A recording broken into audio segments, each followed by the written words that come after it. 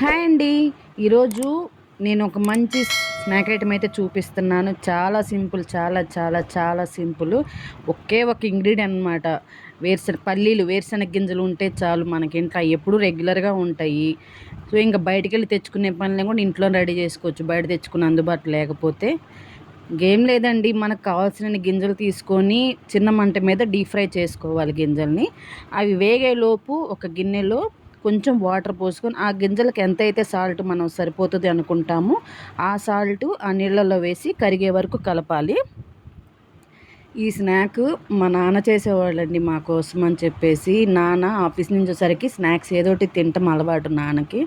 So ఇంకా బయట తీసుకొస్తూ ఉంటారు, ఎక్కువ శాతం బజ్జీలు అవి తెస్తూ ఉంటారు. ఇంకా అవి లేని పక్షంలో ఇంట్లో ఇంకా ఏమైనా తినాలి ఇంట్లో ఉన్నప్పుడు ఇట్లా చేసి పెట్టేవాళ్ళు అనమాట నాన్న మా కోసము.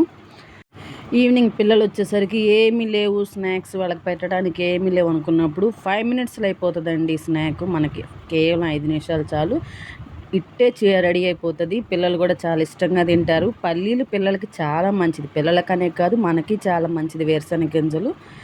ఇంకా ఇట్లా వీటిని దూరగా వేపుకోవాలి, మాడనివ్వకూడదు, చిన్న మంట మీద వేపుకోవాలి. ఈ వేగిన తర్వాత ఈ సాల్ట్ వాటర్ ఉంటాయి కదా, ఈ సాల్ట్ వాటర్ పోసేసి బాగా డ్రై అయ్యే వరకు కలుపుకోవాలి.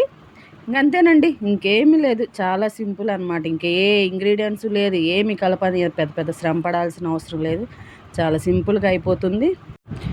నాన్న చనిపోయే వరకు కూడా అప్పుడప్పుడు చేసి పెడుతూ ఉండేవారు మాకు. చిన్నపిల్లలప్పటి నుంచి ఇప్పటికీ చేసి పెట్టేవాళ్ళు చనిపోయే వరకు కూడా.